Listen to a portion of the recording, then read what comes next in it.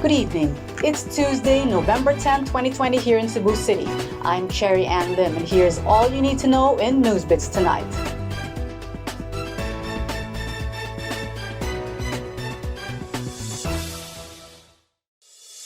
The Department of Health has recommended holding virtual instead of face-to-face gatherings this holiday season to avoid the transmission of COVID-19. And although there is no resolution yet from the Interagency Task Force, Cebu City Mayor Edgardo Labella has banned caroling in the city as a precautionary measure against COVID-19. Here's Chari Coronel for the details. As Christmas season draws near, the Department of Health urged the public to hold virtual gatherings to avoid transmission of the coronavirus disease. DOH Undersecretary Maria Rosario Vergire said, based on a recent study, SARS-CoV-2, the virus that causes COVID-19, may cause infection in 15 minutes and longer. However, if gatherings cannot be avoided, Vergire said the number of attendees should be limited and minimum health standards like wearing of face masks and face shields and observing physical distancing should be followed. Gatherings should also be held in open air or well-ventilated spaces. DOH also recommended plated or packed food instead of buffet. Karaoke singing should be limited to those living on the same household. Based on the guidelines issued by the Interagency Task Force for the Management of the Infectious Diseases, up to 10 people are allowed to gather in areas under general community quarantine, while 50 people are allowed in areas under modified GCQ. Meanwhile, the Department of the Interior and Local Government encouraged the public to do their Christmas caroling online. Cebu City Mayor Edgardo Labella has banned caroling in the city streets and even houses as a precautionary measure against the spread of COVID-19. Caroling becomes a tradition for Filipinos during Christmas season. Cebu City has an existing ordinance that prohibits street caroling without permission from the Office of the Mayor. Under the ordinance, caroling is only allowed from December 16 until the first week of January. Chari Coronel, Newsbits tonight. The Philippine economy contracted for the third straight quarter, with gross domestic product contracting 11.5% in the third quarter of 2020. However, the National Economic and Development Authority says the smaller contraction in the third quarter compared to the second quarter shows that the economy is on the mend. Here's Kenneth Torres for the details. The Philippine economy contracted with gross domestic product declining by 11.5% in the third quarter of 2020. The Philippine Statistics Authority reported today that the economy grew by 8% in the third quarter after contracting by 16.9% in the second quarter, which was the lowest recorded quarterly growth starting the 1981 series. Acting Socio-Economic Planning Secretary and National Economic and Development Authority Director General Carl Kendrick Chua said the economic team was optimistic that the worst is over for the country. He added the smaller GDP contraction of 11.5% in the third quarter from the contraction of 16.9% in the second quarter indicates that the economy is on the mend. Chua said the double-digit contraction is not surprising as the government battled with COVID-19 pandemic.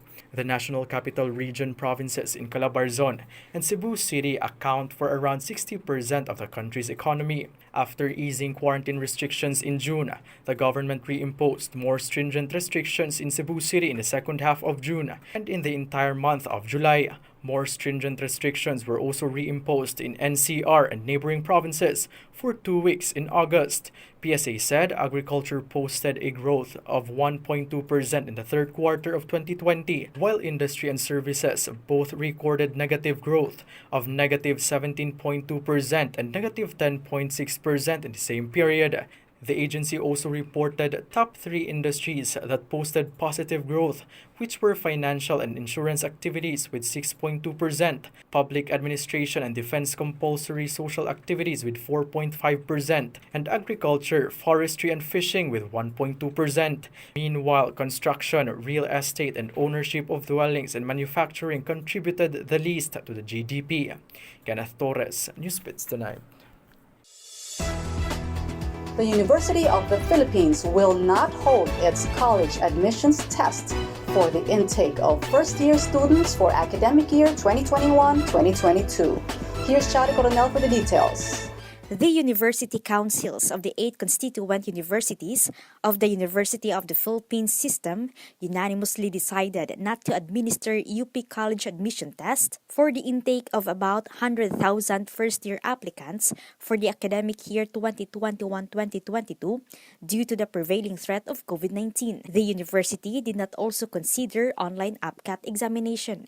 This is due to the length of the exam and variety of items that would require a consistently strong internet connection to download within the time allotted for examinees to answer. Had there been no pandemic, APCAT 2021 would have been administered on October 10 to 11 this year. Following the decision, the university has set the start of the application period next month. To prevent the spread of misinformation, UP also reminded the public to get their information regarding the APCAT and admissions into UP only from the Office of Admissions website and Facebook page and the UP System website, Facebook page, and Twitter account. Chari Coronel, Newsbits Tonight. The hotel industry in Cebu appeals to local government units to further ease restrictions as the Christmas season draws near.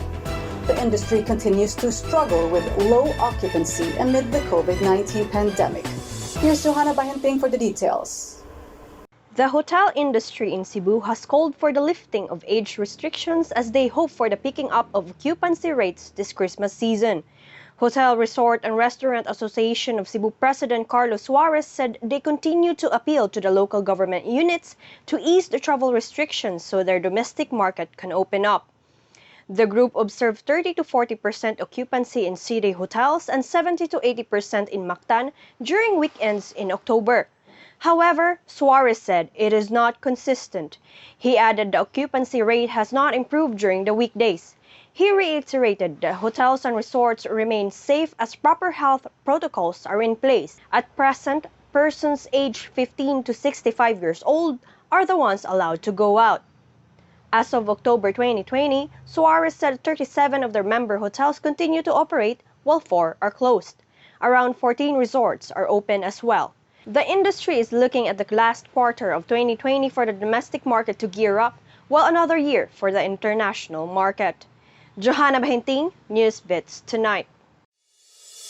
To get the latest, visit www.sunstar.com.ph. Subscribe to our YouTube channel and follow us on our social media accounts on Twitter and Facebook. I'm Cherry Ann Lim. Good evening.